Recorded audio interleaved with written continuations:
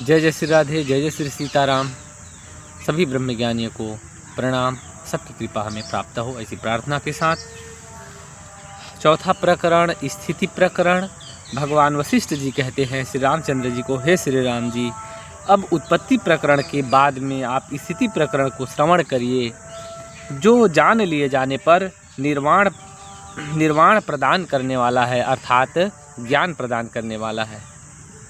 इस प्रकार जगत रूप से स्थित यह दृश्य प्रपंच, जगत रूप से दृश्य जो दिख रहा है, जगत रूप से जो स्थित है, जो हमारे आँखों में, जो इंद्रियों के द्वारा, मन के द्वारा, बुद्धि के द्वारा, जो अनुभव में जो दृश्य जगत, दृश्य प्रपंच और अहंता आदि, ये दृश्य जगत और मैं हूँ, ऐसा जो अहंता है, मैं शरीर हूँ, मैं मनुष्य हूँ, ऐसी जो अहम भाव है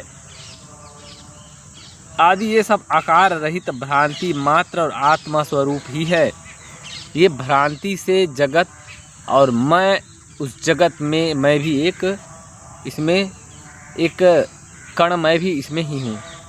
ये मैं का अहम भाव और ये जगत सब भ्रांति मात्र और असत रूप है, ऐसे कह रहे, ये सत्य नहीं है।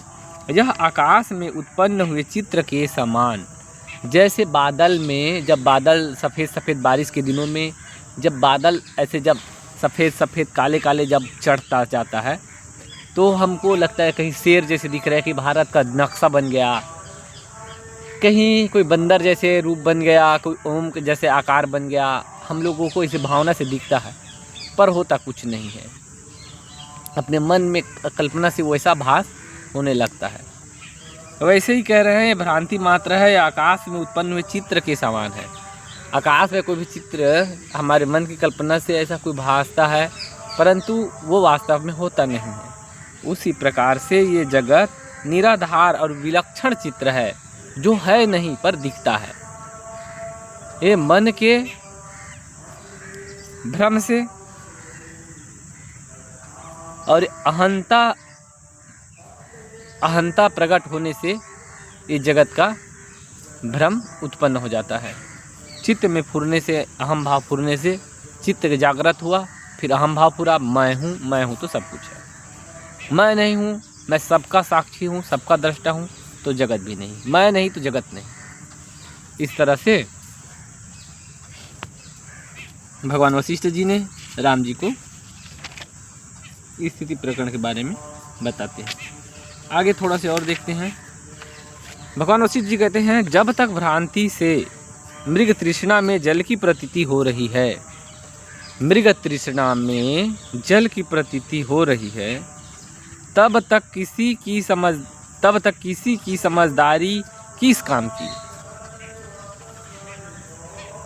जैसे कि जब रेगिस्तान में धूप, तेज धूप से चिलचिलाती हुई गर्मी से जो बालू की जो रेगिस्तान है उसमें जल दिख रहा है, तो हमारे भ्रम से जब हमको जल दिख रहा है तो किसकी ज्ञान क्या काम करेगा। अर्थात क्या बोल रहे हैं, किसी की समझदारी किस काम की। जब प्रतीति हो रही है, जल की प्रतीति हो रही है, तब जब जल जैसे दिख रहा है, तो जब जल की प्रतीति हो रहा है, तब किसी की समझदारी किस काम की, ये कह रहे हैं।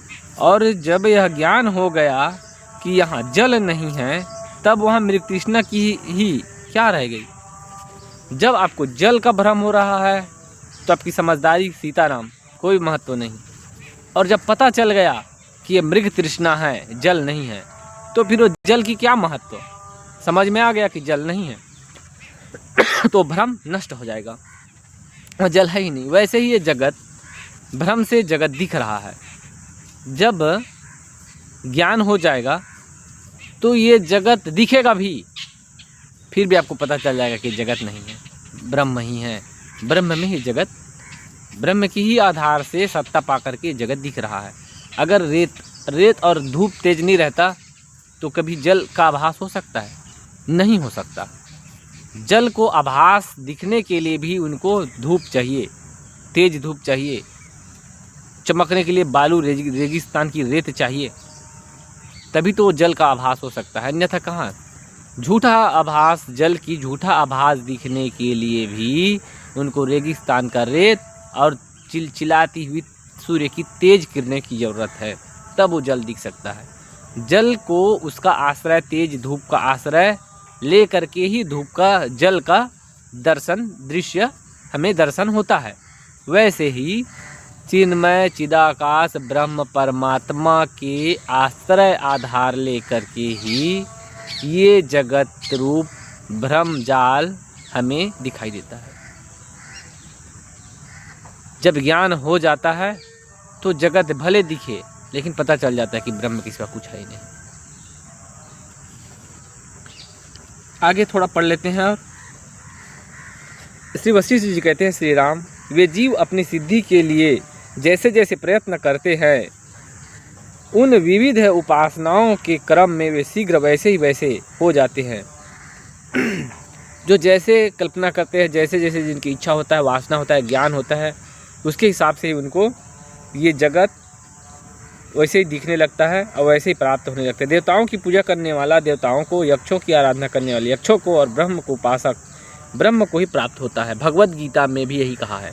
देखिए मित्रों, मैं एक बात समझ पा रहा हूँ, जो वेद है, 4 वेद है, 6 शास्त्र है, 18 पुराण है, ये सबको पढ़ने के लिए जीवन पूरा निकल जाए, पूरा जीवन निकल जाए इसको पढ़ने तक, फिर भी शायद पूरा हो पाना मुश्किल है, या कोई पूरे जीवन कीमत लगा करके पढ़ सकता है।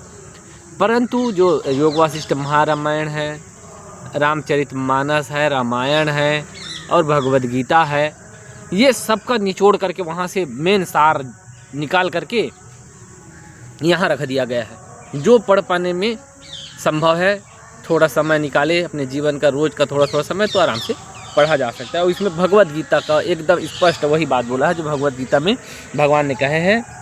अभी हम वो भी कथा में आएंगे, अभी मैं विषयांतर में नहीं जाऊँगा, अभी यही पढ़ेंगे। जो जिसको भजता है वो उसी को प्राप्त होता है। उसमें कहे ना, जो भूत प्रेत और जो प्रेतों को भी जो आराधना करते हैं तो प्रेत को प्राप्त होते हैं, और जो भगवान को भजते हैं वो भगवान को प्राप्त होते हैं, ऐसे भगवद गीता में है। कोई आसुरी शक्तियों की आराधना करते हैं तो वो उसी को ही प्राप्त होता है। इसमें जो सर्वोत्तम है उसी परमात्मा रूप इष्ट देव का आश्रय लेना चाहिए। कोई यक्ष को, कोई देवता को, कोई ब्रह्म, कोई है ना, कोई यक्ष को, कोई देवता को, तो जो इसमें सर्वश्रेष्ठ है परमात्मा, परमात्मा रूप इष्ट देव, जिसका परमात्मा इष्ट देव है, परमात्मा की ही आश्रय लेना चाहिए। परमात्मा का आश्रय लेने वाला मोक्ष हो जाएंगे। और जो जिस देवी देवता को, सब देखिए, हमने अभी तक से देखा कि अनंत सृष्टि है। मैं स्वप्न देख रहा हूँ कि मैं अब उस सपना में भी मैं फिर सोया हूँ रात्रि काल में, और मैं फिर स्वप्न देख रहा हूँ, स्वप्न में सो करके और स्वप्न देख रहा हूँ। वैसे ही सृष्टि से सृष्टियांतर, लोक से लोकांतर में ये जो संकल्प है, ये अज्ञानता की माया है, वहाँ हम लोग जाते जाते हैं। हम जिस देवी देवता की पूजा करेंगे उसके लोक में जाएंगे। हम राम जी की आराधना करेंगे तो हम साकेत लोक में जाएंगे। कृष्ण जी की आराधना करेंगे तो गोलोक धाम में जाएंगे। विष्णु जी की आराधना करेंगे तो हम वैकुंठ में जाएंगे। शिव जी की आराधना करेंगे तो हम शिवलोक में जाएंगे।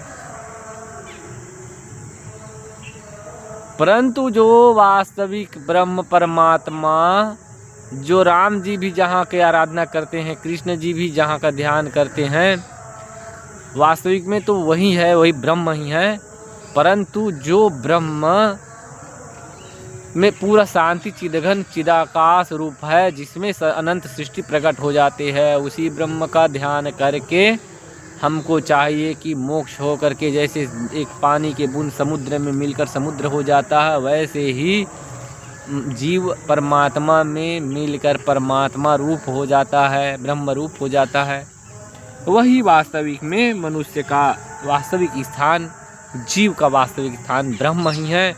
उस दिन अनिरुद्धाचार्य महाराज की हमने कथा सुना, गए थे, पहले बार उनका दर्शन हुआ जीवन में, तो उन्होंने वही बोले, जो जहाँ से प्रकट हुआ है वहीं हो जाता है। जैसे कि दीपक ऊपर की तरफ जाता है, दीपक का उद्गम स्थान अग्नि है, सूर्य देव स्त्रोत्र है, तो वो आसमान की तरफ है ऊपर, तो ऊपर की तरफ जाता है। जल का जो जल जहाँ से प्रकट होता है, जो अंशी है समुद्र, समुद्र से ही वाष्पीकृत होकर के जल बारिश होकर के सारी दुनिया धरती में आता है। और जब वो गिरने के बाद में वो नीचे बहते बहते, समुद्र नीचे है तो नीचे की तरफ जाता है। जो जहाँ से उत्पन्न होता है, जहाँ से प्रकट होता है, जिसका अंश होता है, अपने अंशी की तरफ जाता है, आकर्षित होता है। ऐसे महाराज जी ने बोले।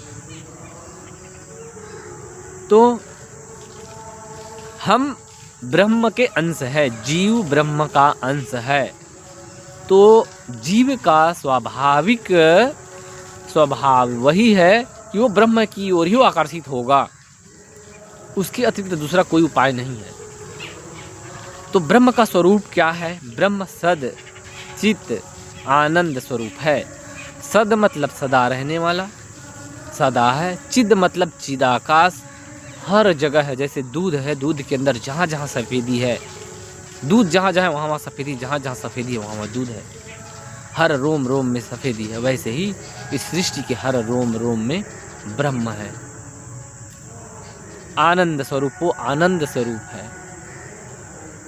सब जीव सुख के तलाश में है। क्यों? क्योंकि हर जीव सुख का ही अंश है। सुख आनंद उनका अंशी है। वहीं से आनंद कंद परमात्मा ब्रह्म से ही प्रकट हुआ है। इसीलिए ही सभी जीव आनंद के लिए, सुख के लिए सदैव प्रयत्न करते हैं। इससे यही सिद्ध होता है कि जीव परमात्मा का अंश है। तो परमात्मा के ही जो स्वभाव है, वास्तविक में वही जीव का भी स्वभाव है और वही ही जाना चाहता है। अगर कोई कुछ खाने का भी इच्छा करता है तो सुखी होने के लिए, कोई पैसा कमाने के लिए तो सुखी करने होने के लिए, कोई भी कुछ भी कर रहा है, कोई किसी को कष्ट पहुंचा रहा है, किसी का धन छीनने के लिए, दूसरे का गलत तरीका से धन हड़प करके अपना संपत्ति बढ़ाने के लिए, चोरी करके भी पैसा बढ़ाने के लिए अपना अगर प्रयास कर रहे हैं, उसकी मूल उद्देश्य है सुखी हो जाऊं, पैसा ज़्यादा इकट्ठा कर लूं तो सब सुविधा मिल जाए। परंतु जो सही तरीका अपना लेंगे, संसार की भोगों में सुख नहीं है। जो अपना वास्तविक स्वरूप है, सुख आनंद, उसके लिए बाहर की सामग्री की आवश्यकता नहीं होगा, अपनी समझ की आवश्यकता होगा। सभी सुख के लिए चल रहे हैं, आनंद की तलाश में है और आनंद स्वरूप अपना आत्मा है। जो संत ऐसे संत है जिनके पास संसार की कोई सुविधा नहीं है, पैसा रखते नहीं, भोजन करते नहीं, कपड़े पहनते नहीं, परंतु ऐसे सुखी है महाराज जी, जो बड़े बड़े राजा कहे जाए, ऐसे ऐसे लोग उनके पास दर्शन करके सुखी हो जाते हैं।